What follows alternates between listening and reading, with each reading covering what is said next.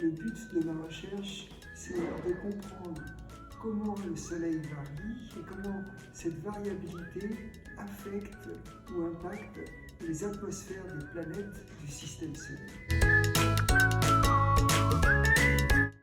Les aurores boréales ont longtemps été un mystère pour l'humanité, si bien qu'elles ont généré beaucoup de légendes.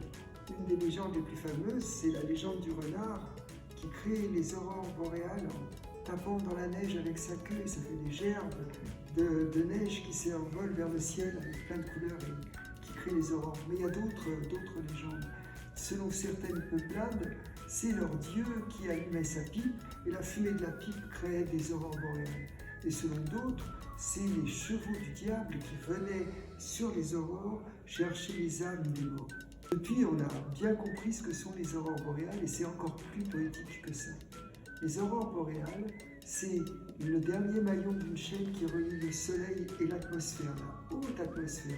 Au-dessus de 80 km d'altitude, on est dans l'espace déjà.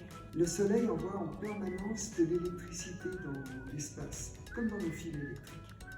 Et cette électricité se propage dans tout l'espace et quand elle rencontre l'atmosphère de la Terre, après un parcours un petit peu compliqué, elle finit par tourner autour de la Terre. Ça fait un gros anneau de courant électrique à plusieurs dizaines de milliers de kilomètres de la surface de la Terre. Et dans ce gros anneau, au gré des collisions, les particules sont éjectées vers le pôle nord et vers le pôle sud magnétique, c'est-à-dire de l'aimant de la Terre. Et là, elles rentrent dans l'atmosphère et puis au-dessus de 80 km d'altitude, elles heurtent l'atmosphère. Et cette atmosphère se met à vibrer, à tourner. Ce sont des molécules ou des atomes, des tout petits grains d'atmosphère qui vibrent et qui tournent sur eux-mêmes et qui reviennent à l'équilibre en rendant l'énergie qu'ils avaient reçue par le choc sous forme de lumière. Une aurore boréale, c'est des millions et des millions de particules électriques qui viennent du Soleil, qui heurtent l'atmosphère et l'atmosphère réagit en émettant de la lumière. Dans ma famille, personne n'avait fait d'études et tout le monde aimait la littérature. Et un jour, on m'a offert un livre qui s'appelle Jean-François Astronome. J'avais 10 ans. Donc j'ai lu Jean-François Astronome et je me suis dit que ça c'était vraiment un chouette métier. L'expérience que j'ai inventée s'appelle la Planéterella et elle s'inspire d'une expérience beaucoup plus simple inventée par un Norvégien, Christian Birkeland, il y a plus d'un siècle, qui s'appelait la Terella.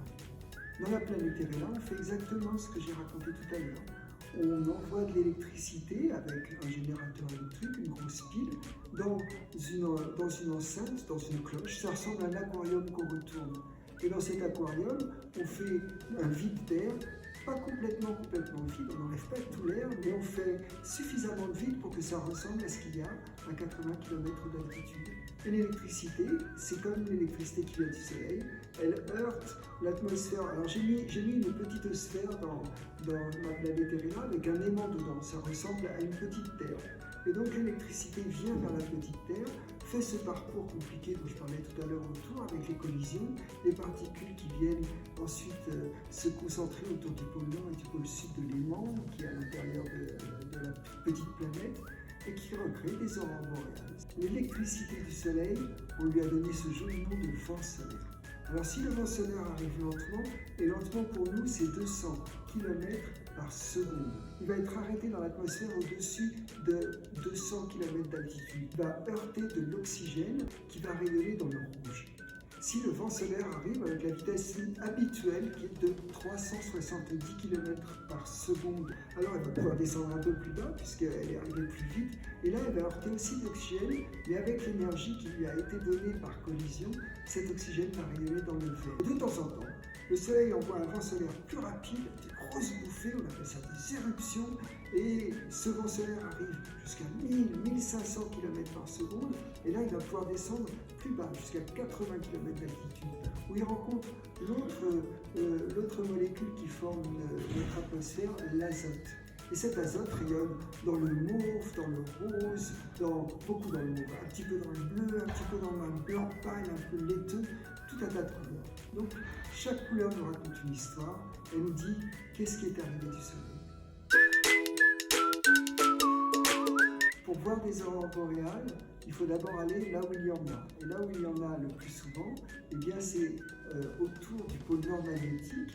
Et chez nous, c'est au nord de l'Europe, dans cette grande zone continentale qu'on appelle la Laponie. La Laponie, c'est le nom que nous lui donnons, mais les Norvégiens qui habitent là-bas l'appellent le pays Sami. Il faut qu'il fasse nuit. Et là-bas, pour qu'il fasse nuit, c'est l'hiver. En été, il fait jour tout le temps, tout le temps, tout le temps. En hiver, on ne voit pas le soleil pendant 40 jours. Ça ne veut pas dire qu'il fait complètement nuit. Autour de midi, il y a un tout petit peu de clarté. Mais la nuit dure très longtemps. Et puis, il ne faut pas qu'il y ait de nuages. C'est essentiellement en janvier et février, les périodes les plus sèches là-bas. Et le mieux, c'est qu'il n'y ait pas de lune non plus. Donc, quelques jours par mois, il n'y a pas de lune. Voilà. Vous savez quand est-ce que moi, je vais observer des aurores. J'y vais en janvier ou en février, je vais là-bas, dans le pays Sami, j'y vais quand il n'y a pas du tout de lune. C'est aussi les périodes les plus froides, c'est l'hiver polaire, donc il peut faire jusqu'à moins 20, moins 30 degrés dehors. Il faut regarder dehors, il faut être loin de toute lumière, il faut être loin de la ville, le plus loin possible, il fait complètement noir, sortir et attendre.